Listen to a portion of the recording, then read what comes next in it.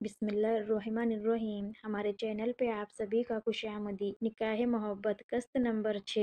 میں بہت بری ہوں حمزہ، یا پھر یوں کہہ لو مڈل کلاس کی لڑکی جو خواب تو اپنے اوقات سے باہر دیکھ لیتی ہیں اور وہ جب پورے نہیں ہو پاتے تو انہیں ٹوٹتا دیکھتی ہے۔ ہاں، دو چار آنسو ہوتے ہیں اس کے پاس بہانے کے لیے، لیکن وہ آواز نہیں ہوتی جو دنیا کو سنا سکے۔ اس کے بڑے بڑے دیدوں میں موٹے موٹے آنسو اپنی جگہ بنانے لگے اور وہ اس قدر پھیل گئے کہ باہر آنے کے لیے الفت کی اجازت بھی نہ لے سکے۔ آنسو صاف کرتی الفت نے اوپر سر نہیں اٹھایا، کیونکہ وہ حمزہ کو مضبوط دکھانا چاہتی تھی، نہ ہی کمزور۔ حمزہ جو ہمیشہ کی طرح بالکل خاموش ہو کر ساری باتیں سن رہا تھا، آخر کار بول پڑا۔ انسان اپنی تکلیفات کو جب دوسروں سے چھپانے لگتا ہے تو وہ اندر ہی اندر کھوکھلا ہو جاتا ہے۔ میں آپ کو اگر پسند نہیں تھا تو؟ الفت نے گہری سانس لی اور حمزہ کی طرف دیکھا۔ نہیں، آپ بہت اچھے ہیں، بس میں ہی بری ہوں۔ اب وہ اس کے آگے کوئی بات نہیں کرنا چاہتی تھی۔ وہ تیز تیز قدم بڑھانے لگی اور حمزہ آج پھر 2 قدم پیچھے رہ گیا۔ یوں ہی نہ چھوڑ جانا اس طرح رش کے درمیان، میں بہت آس لگائے بیٹھا ہوں کوئی ساتھ دے گا میرا۔ بے اختیاری ہی اسے یہ شاعر یاد آیا تو زبان نے پڑھ بھی لیا۔ حمزہ بہت صبر والا انسان تھا، اس کے لیے الفت کا نرم پڑ جانا ہی بہت کچھ تھا۔ یہ دونوں پہاڑی کے اوپر اور باقی سیاحوں کے ساتھ جا پہنچے تھے۔ الفت کی نظر وہاں کھڑی ننھی اور معصوم ایک بچی پر پڑی، وہ غباروں کے ساتھ کھیل رہی تھی۔ اسے دیکھ کر الفت کو محمل کی یاد سی آئی تھی، تو اس نے آنکھیں بھیجی اور دل میں سوچا کہ آج صرف محمل سے بات کروں گی۔ گھر پہنچ کر حمزہ اور دیگر سیاح کار خوبصورت نظاروں کو اپنے کیمروں کی زینت بنا رہے تھے۔ وہیں ایک جگہ بیٹھی بوجھل طبیعت الفت خاموش بیٹھی سب کا تماشا دیکھنے لگی۔ کیا پتہ یہ بوجھ ہٹ کر بہار بن جائے۔ رمیشہ کی کئی باتیں کہیں نہ کہیں اس کے دل میں اثر کر رہی تھی۔ ابا، میں شادی نہیں کروں گی، مجھے پڑھنا ہے، یہ مرے یا جیے اب اسے ہم حمزہ کے گھر مانتے ہیں۔ تم کیوں اتنی خفا ہو بیٹے اپنے والدین سے؟ ایک ٹوٹے دل کی مرمت کر سکتی ہو تم؟ انسان اپنی تکلیفات جب دوسروں سے چھپانے لگتا ہے تو اندر ہی اندر کھوکھلا ہو جاتا ہے۔ اور وہ گھبرا کر اٹھ پڑی۔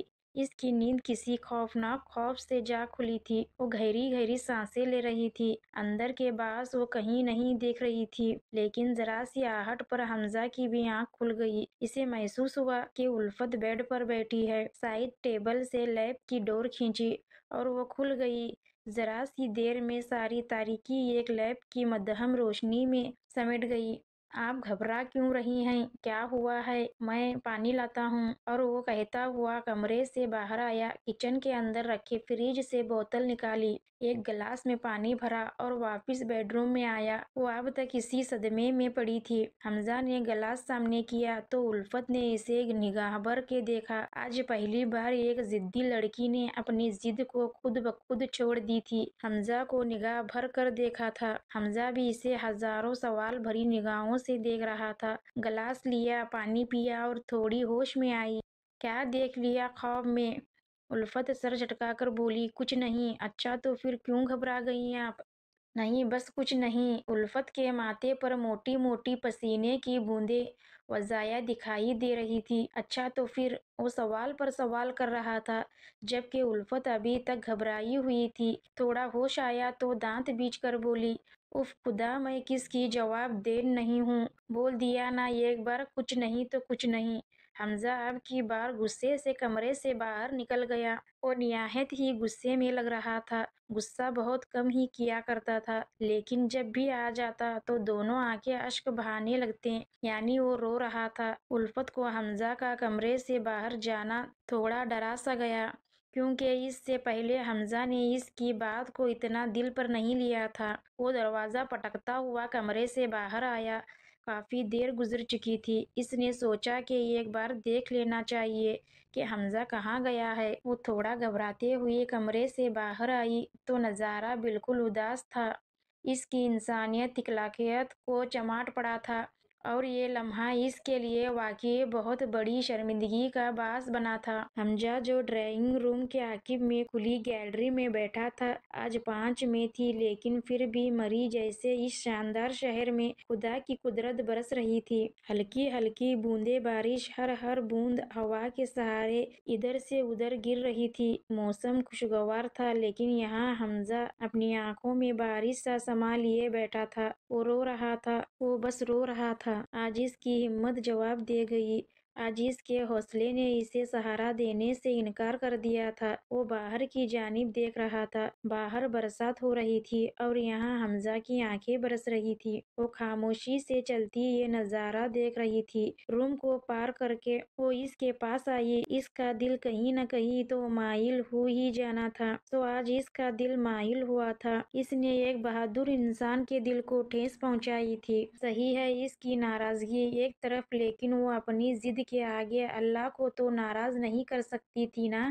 اس ہچکچاتے ہوئے حمزہ کے کندھے پر ہاتھ رکھا۔ حمزہ نے دھیرے سے سر کو گھمایا اور پلٹ کر اسے دیکھا۔ اس کی آنکھیں موٹی موٹی آنسوؤں کی بہار لیے ہوئی تھی۔ یہاں الفت بھی اپنی آنکھوں میں اشک لیے ہوئی تھی۔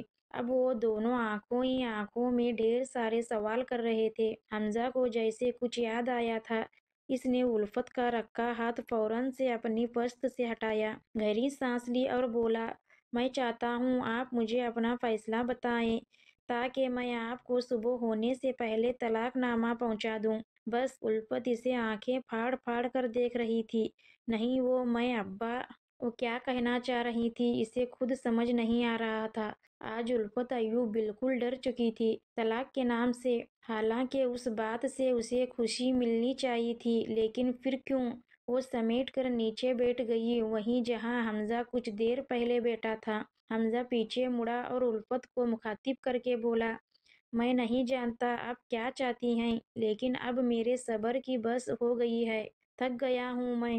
میری معاشرے میں اتنی عزت ہے، اتنا وقار ہے، اور آپ کے سامنے میں کچھ بھی معنی نہیں رکھتا۔ چلیے، میں آپ کو سوچنے کے لیے 2 روز دے رہا ہوں، اور ان 2 روز میں میں یہاں نہیں ہوں گا۔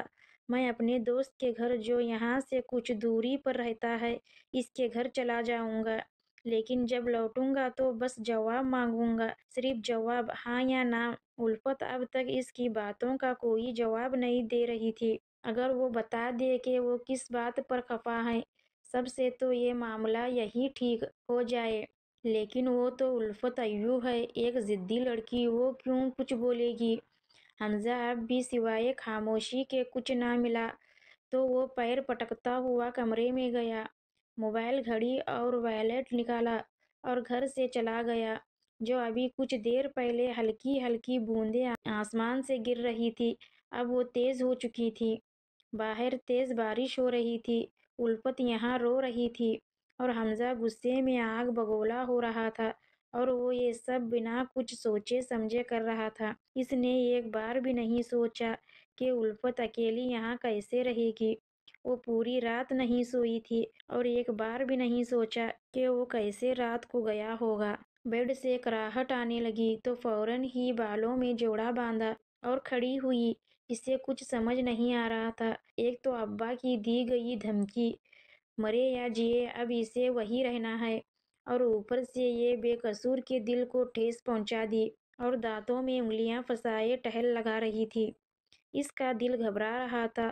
وہ کل رات سے نہ سوئی تھی، نہ ہی کچھ کھایا تھا۔ حمزہ بھی اسے یوں اکیلا چھوڑ گیا تھا۔ دل زیادہ گھبرانے لگا تو ہوٹل سے باہر آ گئی۔ سامنے فٹ پاتھ پر جا بجا بینچز بچھے تھے۔ ہلکی پھلکی سردی کا عالم بھی تھا۔ وہ یوں ہی ان بینچز پر جا کر بیٹھ گئی۔ جوڑا اب تک بندھا تھا، ہاتھ میں بس ایک کالے رنگ کی فون کے سوائے کچھ بھی نہ تھا۔ گلابی رنگ کی چال جو اسے حمزہ نے مری میں آ کر دلائی تھی، وہ وہی پہنے پہنے نیچے آ گئی تھی۔ سوچوں میں گمسم یہ لڑکی اپنی الجھنوں کو کوسنے لگی تھی۔ یا رب، میرے ساتھ ہی کیوں؟ میرا کیا قصور ہے؟ اس کا کیا قصور ہے جس کو تم نے سحرے پہرے دھتکار دیا تھا؟ आवाज में लड़खड़ाहटपन। ये और कोई नहीं, वही ट्रेन वाली आंटी थी। आज उनका लिबास पहले से काफी बेहतर लग रहा था। काफी हद तक वो नहीं लग रही थी जैसे पहले दिन दिखाई दी थी। हल्का बिस्किट कलर का जोड़ा जिसमें कढ़ाई हुई थी, सर से लिपटा एक बड़ा दुपट्टा, आंखों में आज चश्मा भी लगा था, गोल्ड रंग का फ्रेम। इनका कद यही कोई 5 फुट कुछ इंच होगा। वो इस वक्त बिल्कुल उल्फत के पीछे आ खड़ी हुई थी। उल्फत इन्हें देखकर जरा चौंकी, क्योंकि ये हर जगह क्यों नजर आ जाती हैं। क्या इन्हें हमजा ने भेजा है? दिल में जो सवाल आया वही मुंह पर भी। मुझे आपसे कोई बात नहीं करनी, जाइए आप, लेकिन मुझे करनी है। फिर खुलूस लहजा। बज़ाहिर इनकी आवाज में लड़कपन था, लेकिन लहजा बहुत परखुलूस था। वो उल्फत के मना करने के बावजूद इसके बराबर में आ बैठी, इसके इतने करीब आ बैठी कि उल्फत अब वहां से उठ नहीं सकती थी। वो तुम्हें नहीं छोड़ेगा, ये बात आप इतने अतमाद से कैसे बोल सकती हैं? उल्फत ने बिना झिझक बोला था। तुमने इसकी आंखों में कभी गौर से देखा है? उल्फत का शर्म से सर झुक गया, क्योंकि इसने कभी नहीं देखा था। इसने इसकी शक्ल आंख भर कर नहीं देखी थी। फिर तो ये आंखों का सवाल था। मैंने देखा है, वो तुमसे बेपनाह मोहब्बत करता है, बिल्कुल मेरे बेटे की तरह। इसकी बीवी भी इसे सबके सामने छोड़कर चली गई और वो दुबई शिफ्ट हो गया। लेकिन उल्फत को जैसे वो किस्से याद आते हैं। बहू के इतनी तारीफें करने वाली एक खातून क्या बोल रही है, इसे कुछ नहीं पता चला। हाँ हाँ बेटा, अपने दिल को बहलाने के लिए बस तुम मेरी मानो तो आप भी वक्त है, इसे दिल से कबूल कर लो। वो निहायत ही खूबसूरत बच्चा है और अल्लाह के कामों में कोई ना कोई मसीलत होती है। वो कंधे को थपकी देते हुए उल्फत को खुदा हाफिज करके उठ खड़ी हुई और वहां से चली गई। उल्फत जैसे एक और बात याद आई थी। उल्फत मेरी जान, ये अल्लाह की मसीलत है, उसी ने तुम दोनों का यूं ही साथ लिखा था। आसमान से जोड़े बनते हैं। और मुझे तुम बताओ, क्या तुम्हें अल्लाह के कामों में कोई शक व शहाबत का रेजा भी नजर आता है? और यहाँ उल्फत को लगा जैसे अब इसे घर चलना चाहिए। इसका दिल बाहर आकर वो घबराने लगा था। हैनन, मैं इसे बोल कर आ गया हूँ, बस अब वो जाने, इसका फैसला जाने। वो फोन पर जोर जोर से बातें कर रहा था। हैनन बोला, हमजा ऐसा कुछ मत करना जैसे आंटी जी की तबीयत खराब हो, जमाने के सामने रिसवा हो जाएगा। यार तू मत कर, खुदादार वो समझ जाएगी इंशाअल्लाह। तुम क्यों इतनी टेंशन लेते हो? नहीं, बस अब जो होगा देखा जाएगा। फिर फोन बज रहा था। इसने अब की बार गुस्से से उठाया। हेलो,